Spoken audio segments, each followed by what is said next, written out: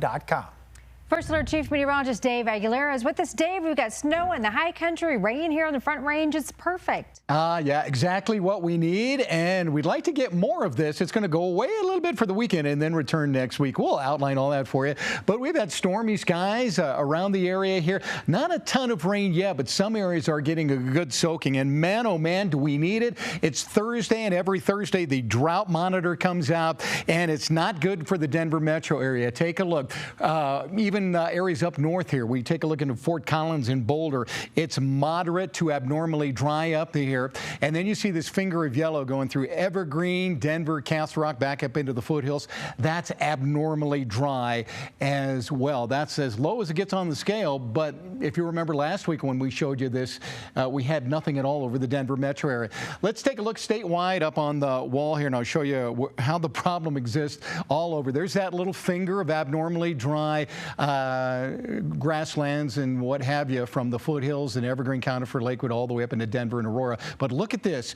Over half of the state is in some type of severe to extreme drought. The areas that are beige or orange, mainly southern Colorado, out west as well, and a few spots outside of the San Luis Valley and just over in the Grand Valley, Grand Junction down to Montrose in the red area, that's extreme, and that's particularly important out there on the western slope, Grand Junction, the Grand Valley, because of the growing season. You know, they get those peaches going in the wine season and all that type of thing. Hopefully we'll get them some rain. Doesn't look like any tonight. Take a look. They had a few thunderstorms down around Montrose. That's it. Most of the water is out over the eastern plains. Southeastern Colorado, good dose of showers and thunderstorms. And we got a few that are popping around the Front Range and the Northeast. We've got a few thunderstorms right now just outside of the Denver International Airport area right here, pushing up into Brighton and Frederick. That'll drop some rain in Denver, and especially on the north side all the way up into Fort Collins and Greeley. And we got a little bit of snow up there in Rocky Mountain National Park. Many areas in these northern Front Range mountains overnight last night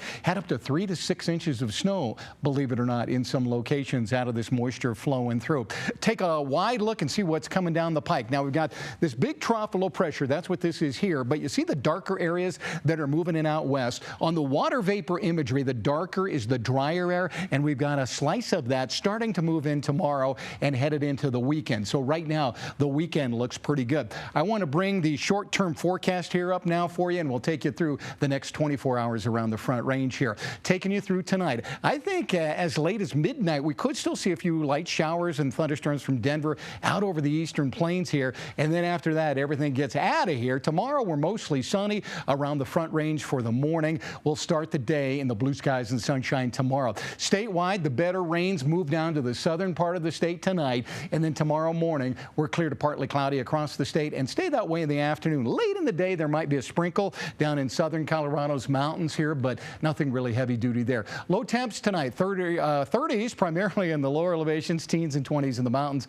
and then highs tomorrow, a lot of 60s and 70s wherever you look down low, and 50s and 60s up in the mountains. So we take you into your neighborhood network down at Castle Rock, 62, 66 in Littleton. Conifer will be close to 50 tomorrow, and then we go up to Fort Collins. Fort Collins should be about 68 in town, but you look at some of these areas, the Landings, Troutman Park, Foxstone, and all the way down to Fossil Lake here. We're looking at mid to upper 60s for high temps tomorrow.